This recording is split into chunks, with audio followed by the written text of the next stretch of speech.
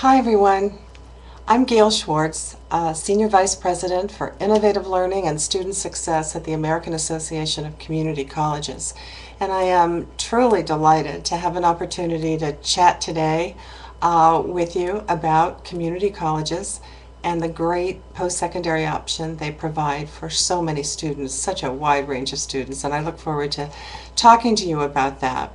I want to first, though, thank College Week Live for the work that they're doing to ensure that students of all ages are provided with the very important information they need to make major life decisions about their college, what their college experience will be like, and eventually their career paths. There's so much information out there. I know that it can be really overwhelming at times, and so again, anything that can help all of you make wise decisions, I'm all for, and College Week does that.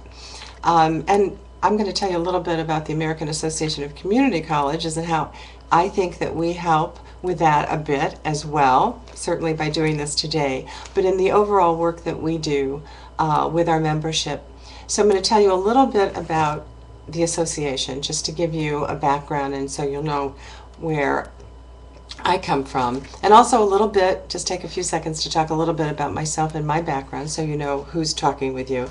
And then I'll spend the rest of the time giving you kind of an overview of all of the things that community colleges do, what the advantages might be for you to attend a community college, just again so you'll know what all the options are.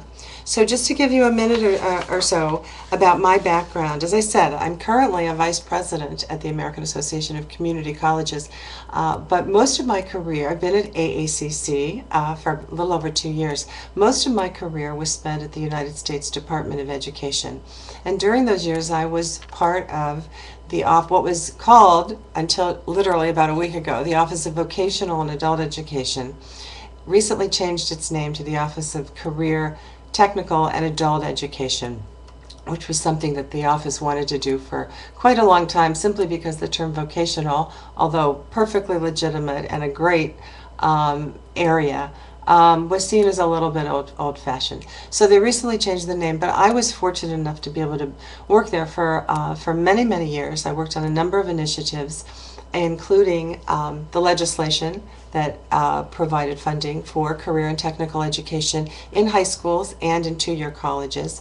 I worked on something under the Clinton administration called School to Career, in which I was a true believer, which focused on providing high school students with strong academic coursework combined with courses that focused on their potential career, to not only give high school students a flavor of what that career might be like, but also provided them with internships so that they could go into a particular business or industry and look at all aspects of it and get a sense if it really was, to get excited about if it was going to be their career path, or at the same time to recognize that maybe it wasn't exactly what they thought it would be and they'd go a different direction.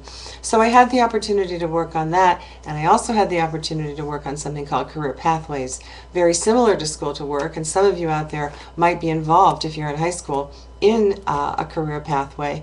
Again, having the opportunity to have your strong academics, career exploration, and also, probably just or more importantly, for high schools to connect with two-year colleges in the local area to ensure that students could make a smooth transition from high school to post-secondary education, and that some of the coursework that they took in high school could actually give them credit as they moved into post-secondary education at a community college. So I did all of those things, and in my last few years at the department, I focused on community colleges.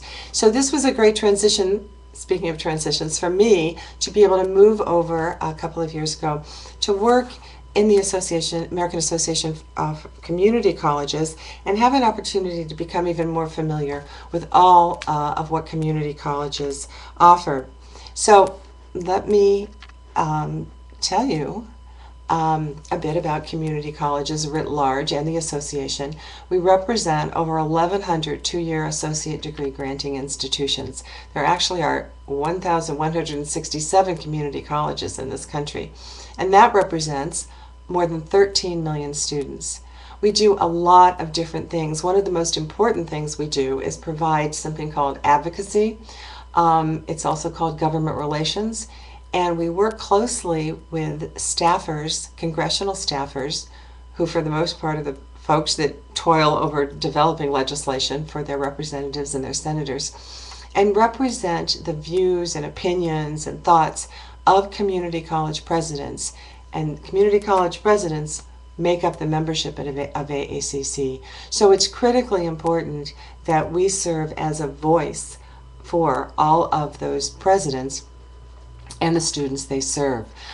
Within the advocacy area, we provide legislative webinars to keep our presidents, community college presidents, up to date on the nuances of the most recent legislation, to let them know about pending legislation, make sure that we know, again, that's the way we find out what their thinking is, what their opinions are of how possible legislation could potentially affect their colleges and their students. In addition to the advocacy role, we also have a communications and outreach department that provides publications, a daily newsletter, a quarterly journal, and keeps our website updated. And all of this, the real focus, in addition to the legislative pieces, again, which is so critical, is done with a goal of making sure that community college leaders, presidents, as well as deans and provosts and faculty, are kept up to date with the most important practices in colleges that are going on around the country, so that they can use those models and implement them in their own colleges as appropriate, to let them know, again, about legislation that is pending, and to share any other kind of information that we believe, based upon what we know about our members, would be of interest to them. Another couple of things we do, we run meetings. We have a big annual conference. Actually, the annual conference is being held this year in April in Washington, D.C., and brings together over 1,000 folks from community colleges, again, presidents and vice presidents, faculty, and students and researchers, to learn about the latest practices that have evidence of good results, and everything from support services to curriculum, to ways that colleges are making sure that they're accountable, and that they do show the public and their communities the results and how their students are doing, which is critically important, so that they can continue to improve. And we run a number of innovative, we call them innovative programs, which are designed to demonstrate and help colleges learn about what works. And the programs run from everything from STEM, science, technology, engineering, and mathematics, to programs in green jobs and sustainability, to programs that are designed to focus on students who are over 50. Okay, quickly, we've got a map up here just to give you an idea of how many community colleges there are and where they are all over the country. And on the right, you'll see how they have grown over the decades. And this is one of the things that I think is the beauty of community colleges, is that they are in every state, and in so many states there are many community colleges that students have easy access to. Some more facts that I want to share with you that I only began to become familiar with over recent years, and I still find them pretty amazing. I wonder how many of you knew that 46% of all U.S. undergraduate students go to community colleges, that 50% of new nurses and the majority of healthcare workers train at community colleges, 80% of credentialed first responders, including firefighters, EMTs, and law enforcement officers, more than 50% of minority graduates, and 50% of adult learners aged 40 to 65 years of age. And with all of this said, I think that it kind of exemplifies one of the great things about a community college, that you find such a diverse group of students. And so not only, and I'll talk about this in a minute, do you get an excellent undergraduate education, but you also are so enriched by having an opportunity to learn with and from so many different people from so many different walks of life. So let's go to the next slide. Community colleges are a great place to start and a great place to restart. We often talk of them about them as being launching pads, preparing students for the workforce or transfer to a four-year institution, and a relaunching pad to update skills and retool for new careers. And the things that they provide really run a very, very wide gamut. One of the obvious things that community colleges provide are associate's degrees, which can put you in very good standing for jobs or careers that require some study after some post-secondary education, but may not require a four-year degree. Community colleges also offer certifications so that one has documented proof of the knowledge or experience that's been gained on a particular topic that can also put you in a great position for a higher salary and for upward mobility. And some of the kinds of areas that certifications are required for include nursing, computer repair, allied health, law enforcement, firefighting, welding, and a number of others. And these kinds of courses are often very, very much geared toward the local or area business community. Local services, something also that some of you may be aware of that community colleges provide. If there are needs in the community for training in a range of areas, the community college is very nimble and can put together strong curriculum and coursework that meets the needs that arise at any given time. They particularly do focus on the needs of local businesses and work closely with the business community to ensure that they are developing the kinds of courses that will provide students with the skills and abilities and knowledge that they need in order to be valuable members of an organization or a business, and able to also meet local labor market needs in other businesses. The other thing that community colleges do is often provide adult education or GED, high school diplomas for students who may have dropped out of high school and who want to return to college. Many community colleges these days are also providing bachelor's degrees. There are over 14 colleges around the country that are currently providing bachelor's degrees for students. Some of them have even dropped the name community or junior college, which is what community colleges were originally named, and so they're really evolving. Another piece that's really important to share with you, again, because everyone comes in with different goals, but many of you, nearly 2/3 of all students actually, who enter a community college do plan to transfer to a four-year institution. And this is exciting. It's for so many reasons. It's a great way, a great path to follow if one's interest is eventually in attending a four-year college.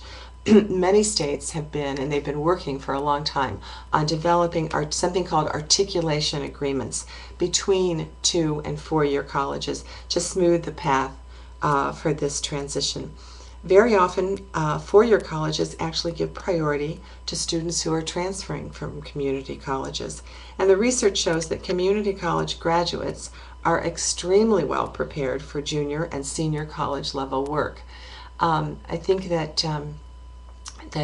many states have made a lot of progress in establishing common course numbers so that students do not have to toil quite as hard as maybe they once did on their own to make sure that the courses that they take will transfer. But it's important to always remember, just a sidebar here, that if transfer is your ultimate goal, then it's important to talk to your advisor.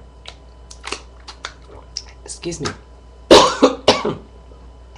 To make sure, pardon me, that you stay on the right track.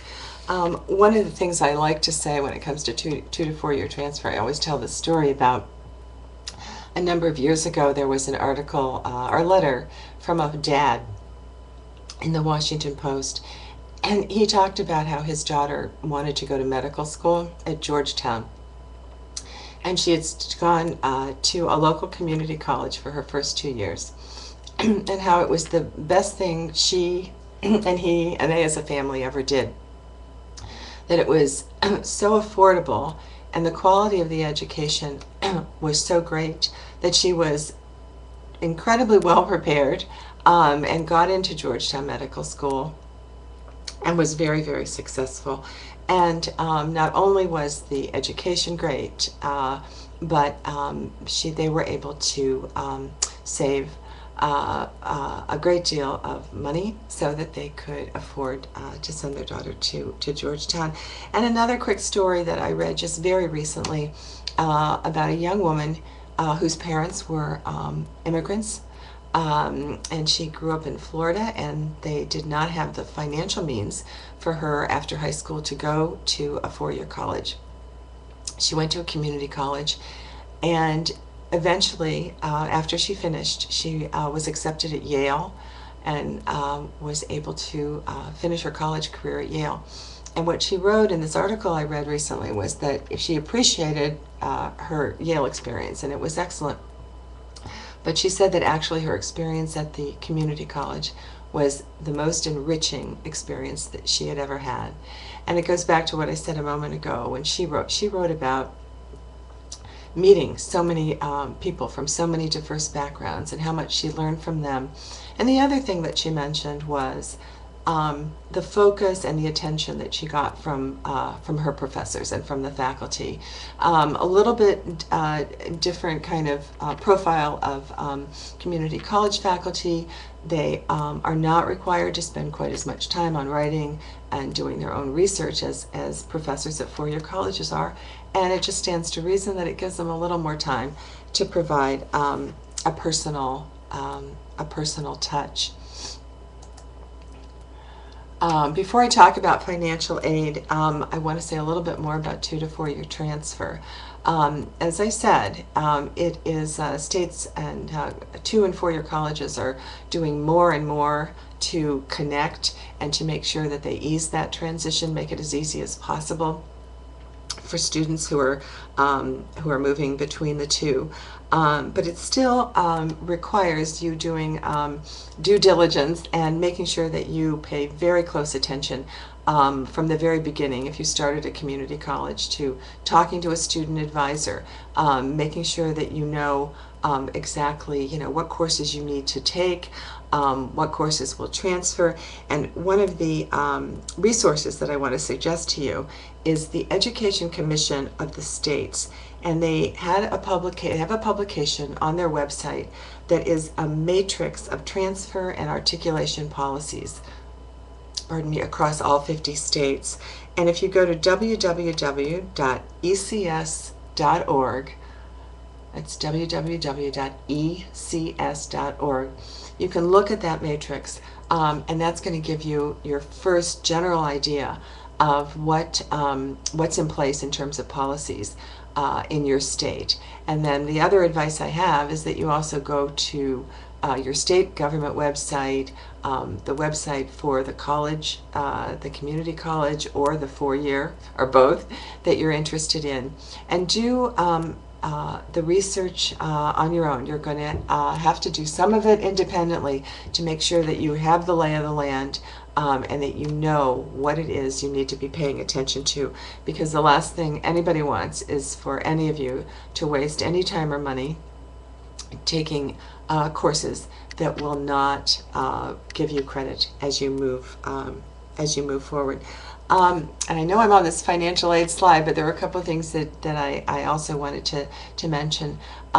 Just jumping back to entering a community college.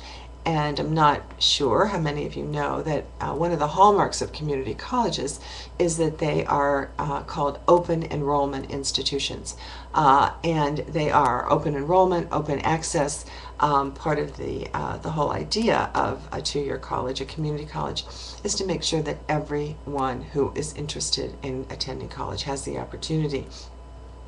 The two things, though, to be added are that in some colleges and with some programs, you might need to have an ACT test score or an SAT test score, and so that's another thing, you know, that you would want to pay attention to when you decide to start at a community college.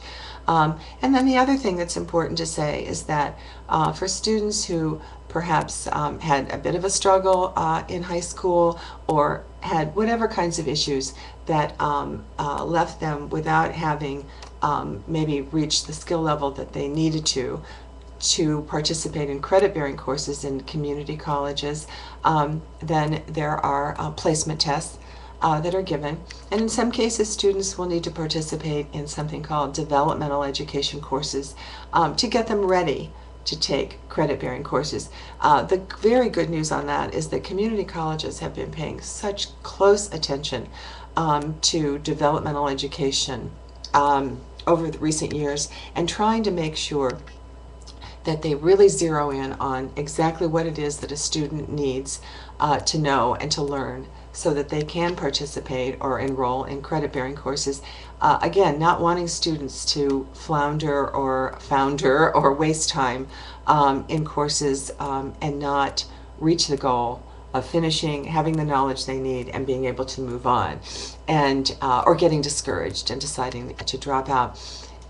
So again, everything from helping students to give them what they need so that they can be ready for college level work, to providing education and training that will help students go directly into the workforce, or programs and allow them to matriculate so that they are ready to transfer to a four-year institution. And I mentioned that the research shows that students who finish an associate's degree at a community college are incredibly successful at four-year colleges, that many four-year colleges are very, very interested in having graduates from community colleges enter their schools and be on their campuses. So just again, keep this in mind. Community colleges offer such a range of programs and opportunities that I just don't want anybody to walk away not knowing what the possibilities are. The slide that's up now just mentions federal financial aid that's available, Pell Grants. Beauty of Pell Grants is that they are not loans, they are grants.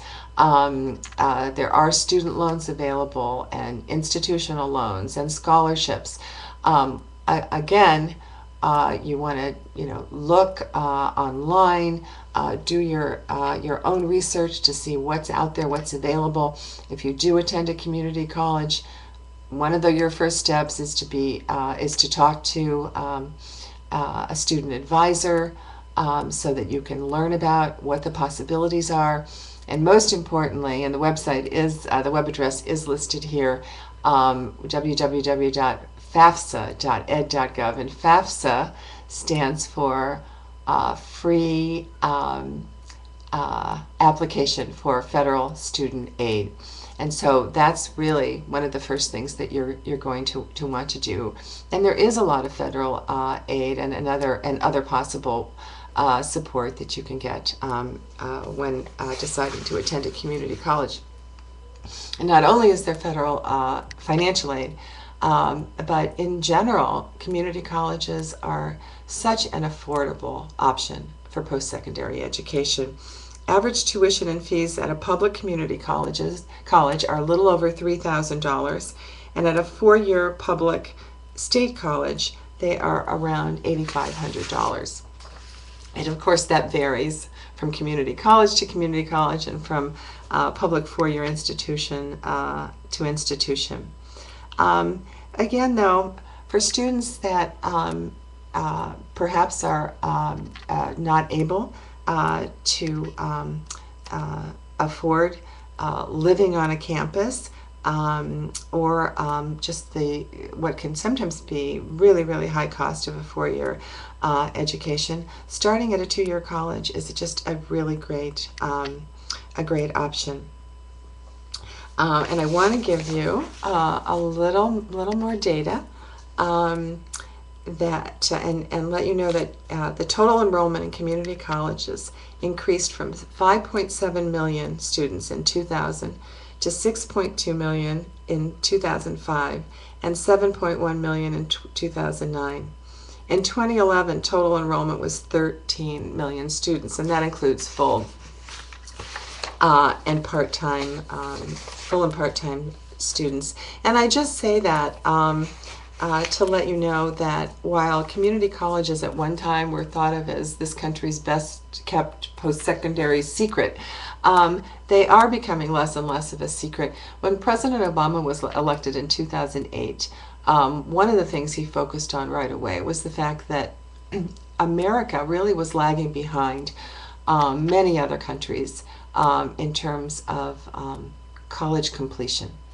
And he set a 2020 completion goal so that American students would again gain prominence in terms of college completion. And it wasn't college completion just for the sake of completion. It was acknowledging that in today's economy and today's labor market, it is more and more important than ever for students to have some post-secondary education.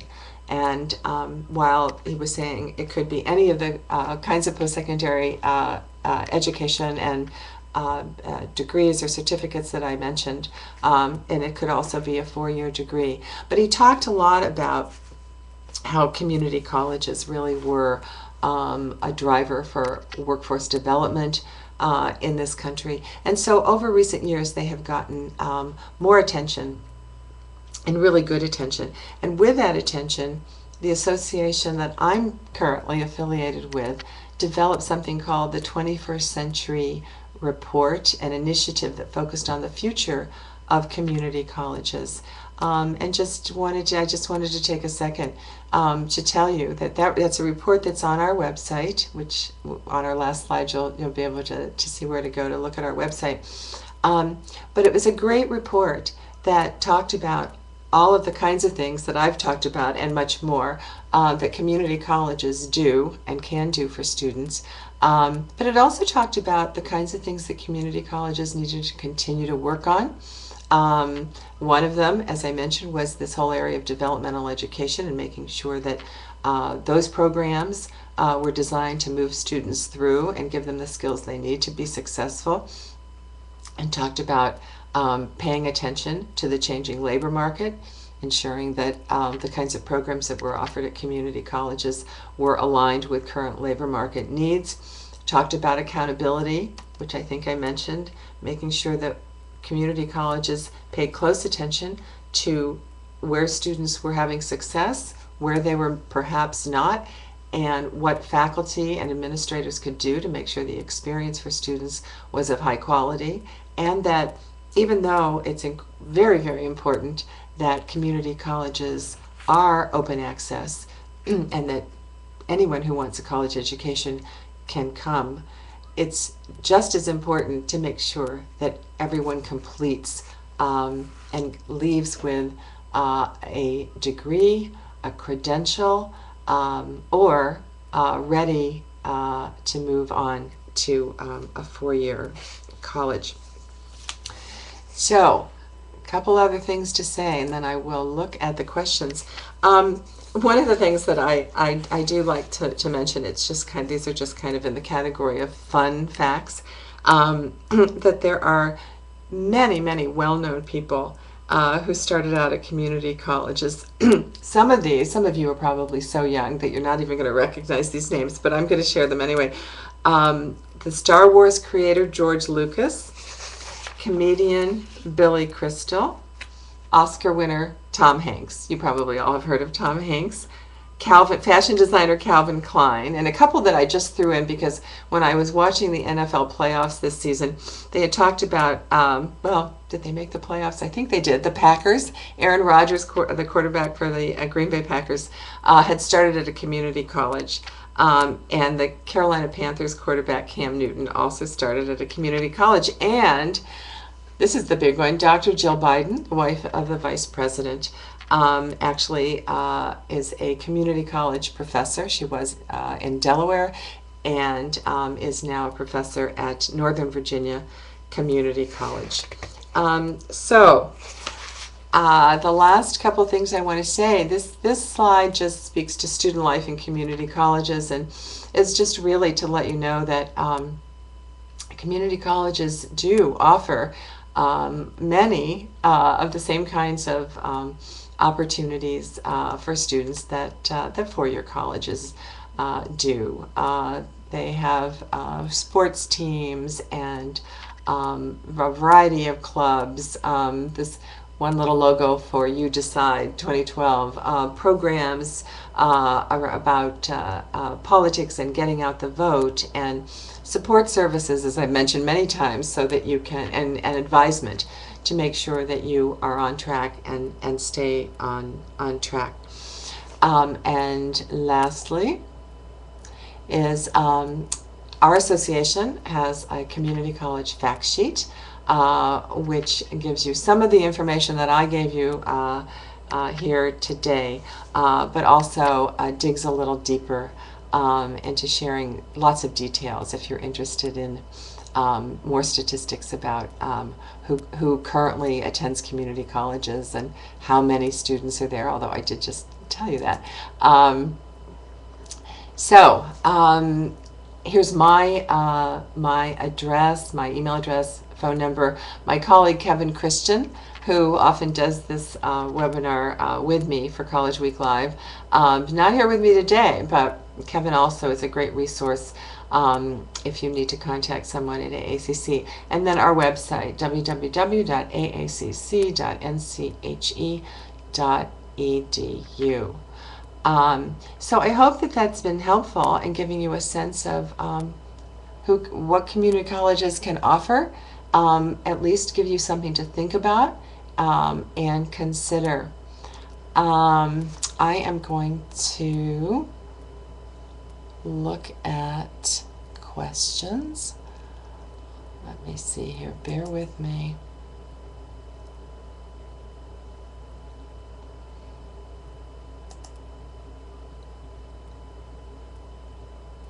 There's a question about admission from international students.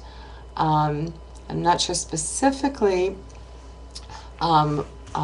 what you would like to know, but many of our community colleges do have a good percentage of international students. One of the things, and I'm not sure I mentioned this, but we do have a part of my department actually focuses on international programs. One of the things that we have worked with a number of countries, Germany and Denmark. We're working now closely with Mexico, India, and we do want to expand the number of student exchanges between our country and a number of other countries. I'm not sure if you want to ask something additional about admissions. It might be something that I need to find out more about for you. Looking at another question, are there any community colleges outside of the U.S.? There are. Different countries don't necessarily use the term community colleges, but in Denmark, for example, they have technical colleges, which are very, very similar to our community colleges. I'm just thinking, China has technical colleges.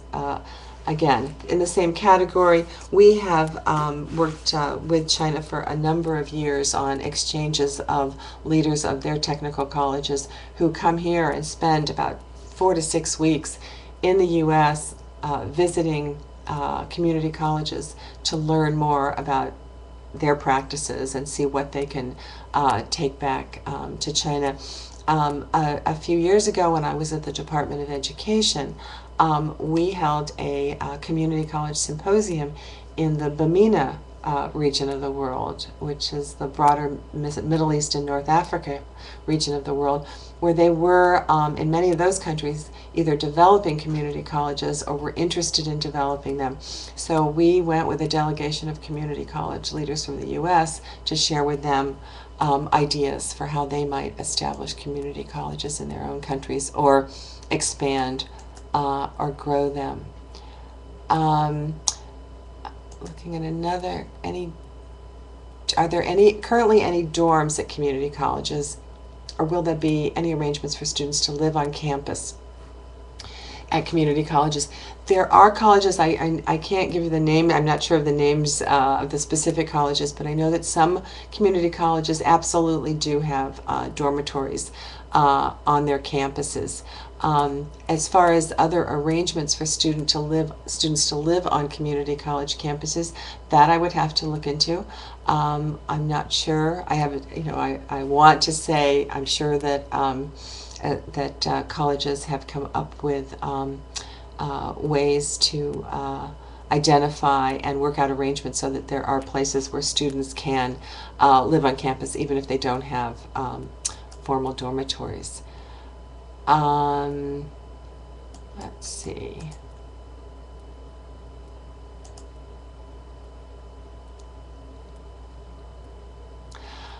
Okay, here's a question, and it's a perfectly good question, asking if when I say community college, if that includes universities, such as the University of Utah. No, it does not include universities. University of Utah is a four-year college, and when I say community college, I'm talking about primarily two-year colleges, although at the same time I talked about many community colleges now offering bachelor's degrees, but they are different institutions. Let's see.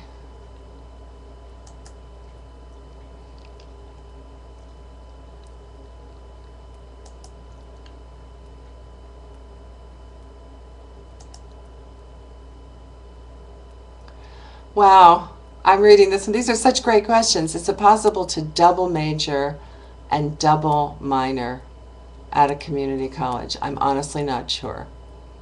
I'm not sure, but if you shoot me an email after the webinar, I will find out and get back to you.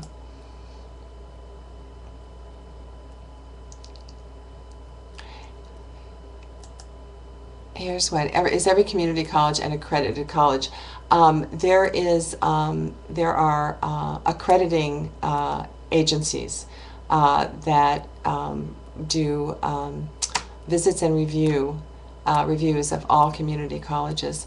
So if they are not or have not passed accreditation for some reason, then they have a certain amount of time to remedy any issues that the accreditors found to come into compliance with accreditation. And if any end up not meeting the standards, then it is public information that's made available if they are not accredited. Okay. I think that's it. So I thank you all very much for participating, for being here. For the one question about the double minor and double major that I would have to find out, please shoot me an email and I will find out for you. And I think that's it. So thank you all very, very much, and best of luck as you pursue making decisions about your college career.